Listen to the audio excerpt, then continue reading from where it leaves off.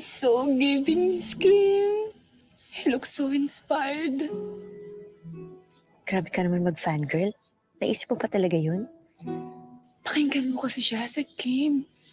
He's literally talking about the girl. Kung sino man siya, she's the luckiest. Her eyes held the serenity that calmed the storm within me.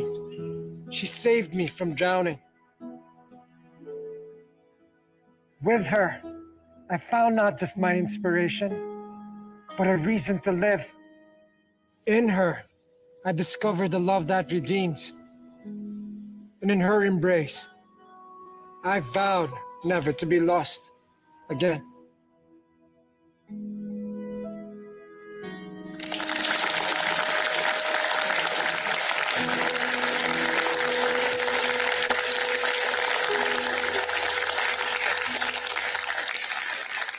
Very moving indeed. Very moving.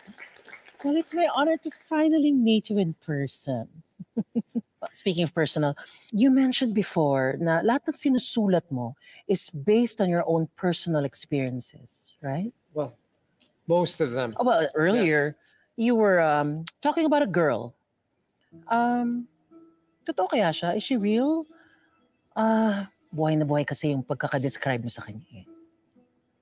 A girlfriend, perhaps?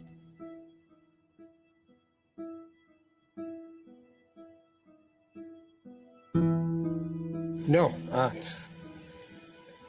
not yet. But she's very special to me. Siya ba yung babaeng kasama mo nung na-kidnap ka noon?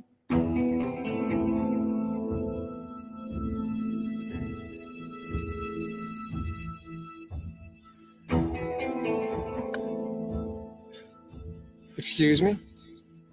I was told kasi na you went missing for a couple of days nung bata ka, tapos siya ba yung kasama mong babae noon?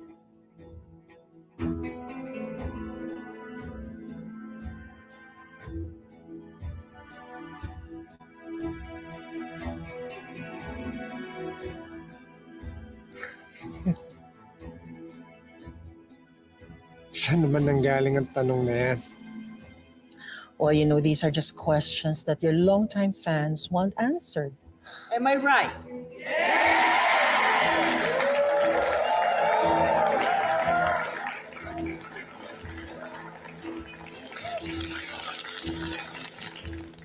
So, is it true?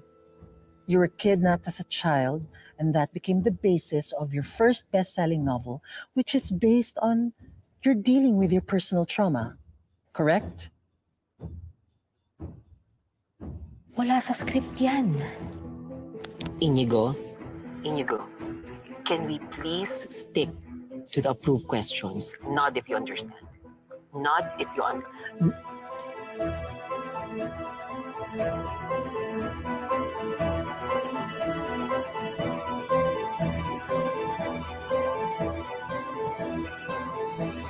We didn't know na true to life naman pala lahat ng ito. So, were you kidnapped? Can you confirm it?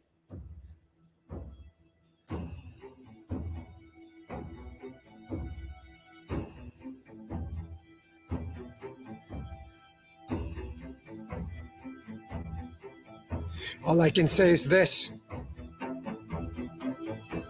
Yes. There is indeed a woman. At siya yung inspiration ko kaya ako sinulat ang librong ito. She's actually here with us today. For real?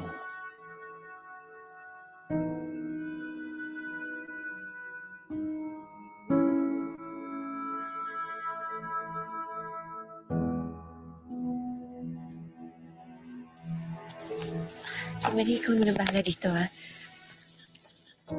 You have to tell us who she is. Give us a name or else hindi kami makakatulog nito. Girlfriend reveal! Oo nga, girlfriend reveal! Girlfriend reveal! Girlfriend reveal! Girlfriend reveal! Girlfriend reveal! Girlfriend reveal! Don't make a scene. Robert, ayoko nang inaambush ang mga anak ko. This should stop. Carlota, I'm not gonna let this happen.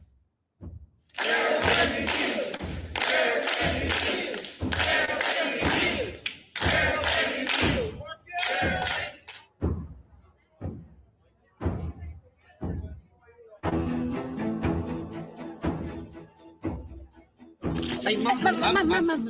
Bakit niyo ba ako hinaharangan? Kakausapin ko yung host niyo. Madam, kalma po muna tayo. Hindi ba siya na-brief? Paano nakalusot sa inyo yung mga tanong niya? Yan nga po ang inaalam namin ngayon. Pero kalma po muna tayo, madam. Opo, yes. Mag-inhale, exhale na lang po tayo. Oo nga po. Inhale, everybody.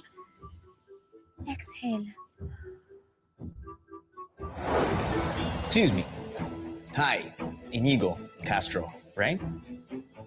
Do I know you? No, but I think the question you should be asking is, how well do you know the Castillos? Inhale. Exhale, drop your jaw.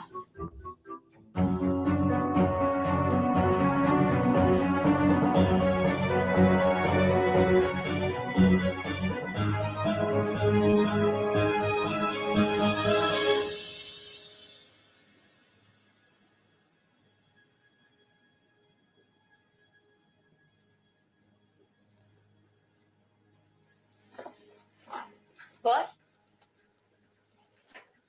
What are you doing here? Just go back inside. Boss, may kailangan lang po ako sabihin sa inyo. Go back inside. That's an order. Boss! Boss, sandali. I'm not here as your secretary. Andito ako para magpaliwanag sa'yo. You don't have to explain anything. And I told you, I can handle it. Alam ko. Sa tagal natin magkatrabaho, alam ko rin kung nasasaktan kayo. Ayoko sanang magkahiwalay tayo na mali yung iniisip mo.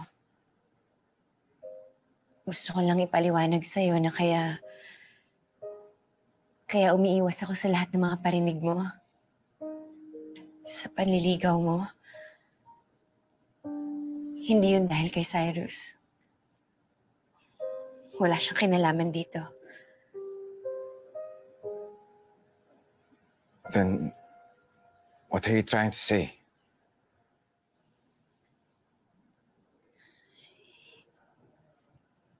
Hindi ko lang kasi naiintindihan yung nararamdaman ko para sa'yo noon.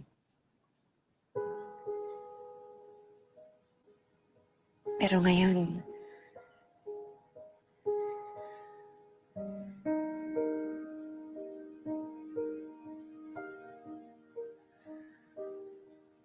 Paano si Ninja Boy? it doesn't matter. Ikaw ang pinipili ko, Brandon.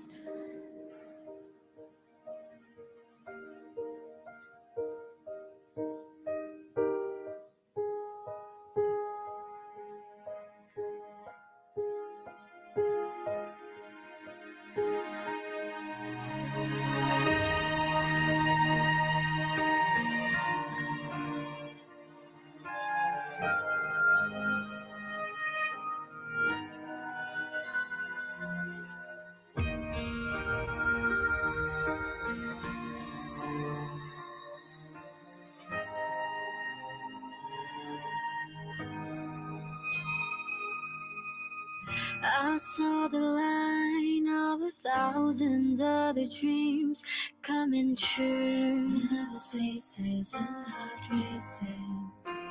Can I come through? Used to dance on my own.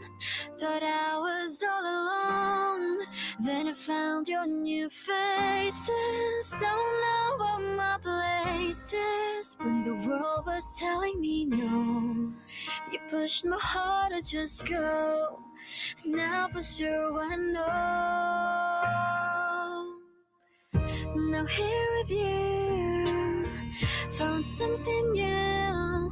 Through the dark nights, the highlights, you're my lifeline as we take our flight.